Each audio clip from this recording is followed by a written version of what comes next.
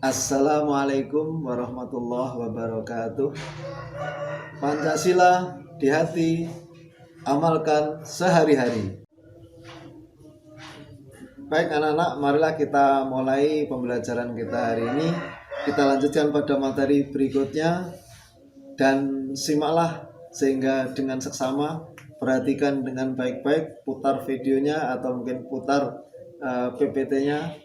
Dan kalau ada sesuatu yang kurang jelas nanti bisa kita tanyakan, kita tanya jawaban. Untuk itu silahkan diperhatikan materi berikut ini.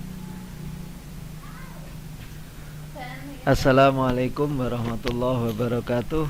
Anak-anak, mari kita mulai untuk materi kedua atau bab 2 di kelas 12, yaitu konsep perlindungan dan menegakkan hukum. Pada kesempatan hari ini kita akan bicara tentang konsep perlindungan dan penegakan hukum terlebih dahulu. Sebenarnya perlindungan dan penegakan hukum itu seperti yang tertera dalam gambar ini. Jadi ada saling keterkaitan. Dia tidak bisa berdiri sendiri karena pada prinsipnya perlindungan itu nanti akan mengakibatkan sebuah penegakan, dan penegakan hukum berarti juga perlindungan terhadap hukum itu sendiri. Ada banyak konsep perlindungan hukum yang diberikan oleh banyak ahli. Ya, kalau kita simpulkan seperti ini, konsep perlindungan hukum itu seperti memberikan pengayoman, kemudian memberikan pengayoman kepada masyarakat, kemudian melindungi masyarakat dari kesewenang-wenangan penguasa. Jadi bisa jadi perlindungan hukum terhadap siapa? Terhadap masyarakat dari kesewenang-wenangan penguasa atau pemerintahan. Kemudian yang ketiga, konsep perlindungan hukum itu bisa berarti tindakan pemerintah baik yang bersifat preventif maupun represif. Berikutnya, penegakan hukum itu diawali dengan sebuah upaya dari, atau istilah Belandanya, onrecht in actu, artinya suatu peristiwa hukum yang benar-benar terjadi. Jadi ini kita sudah bicara ke penegakan hukum.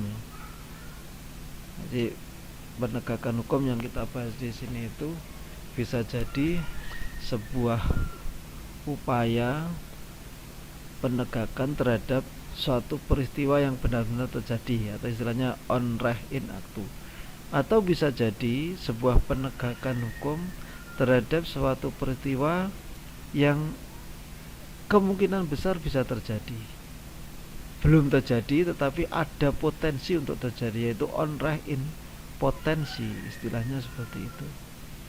Semua ini perlu diperhatikan oleh aparat penegak hukum, karena walaupun ini sebuah peristiwa yang terkadang itu nanti bisa berpotensi untuk terjadi pelanggaran. Nah, ini ya, ini sebuah contoh, misalnya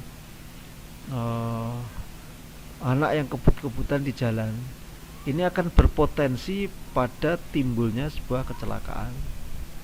Ini perlu juga dicegah, ditegakkan, tidak boleh sampai terjadi.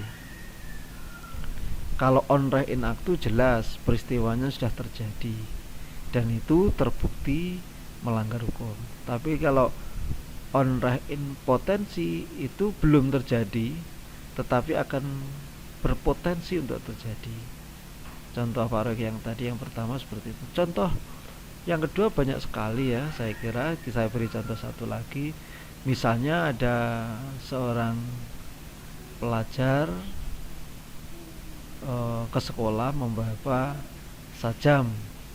senjata tajam. Ini kan potensi juga terjadi pelanggaran hukum. Kenapa sekolah membawa senjata tajam yang tidak ada alasan, misalnya membawa celurit, membawa pedang? Nah, ini kan sangat tidak masuk akal. Ini namanya onrecht in, dan ini perlu ditegakkan, onrecht in potensi. Nah, Di dalam penegakan hukum juga perlu adanya law enforcement,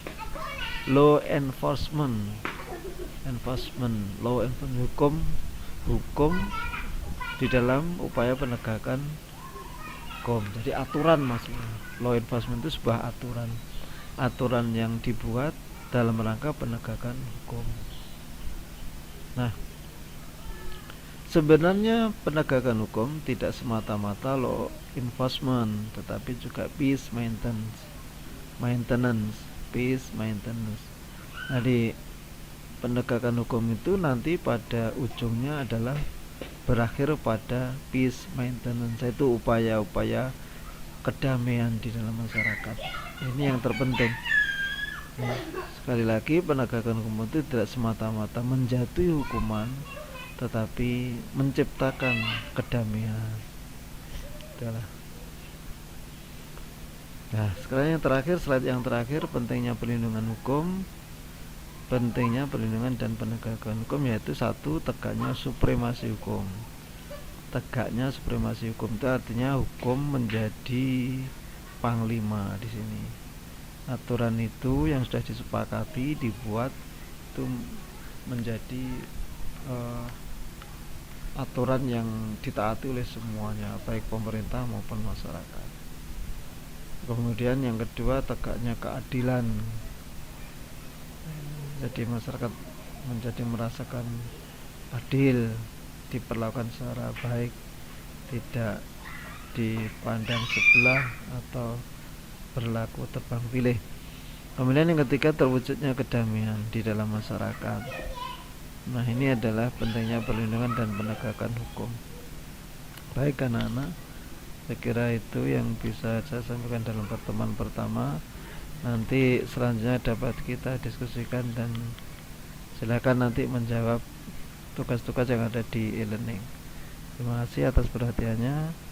Assalamualaikum warahmatullahi wabarakatuh. Bagaimana? Sudah jelas dengan materi ini? Untuk selanjutnya, marilah kita tutup kegiatan kita hari ini. Kalau sudah tidak ada pertanyaan, kalau memang ada pertanyaan nanti bisa lewat chat. Anak-anak, kita tutup pelajaran hari ini dengan membaca, dengan berdoa bersama-sama. Berdoa dipersilahkan. Klik selesai.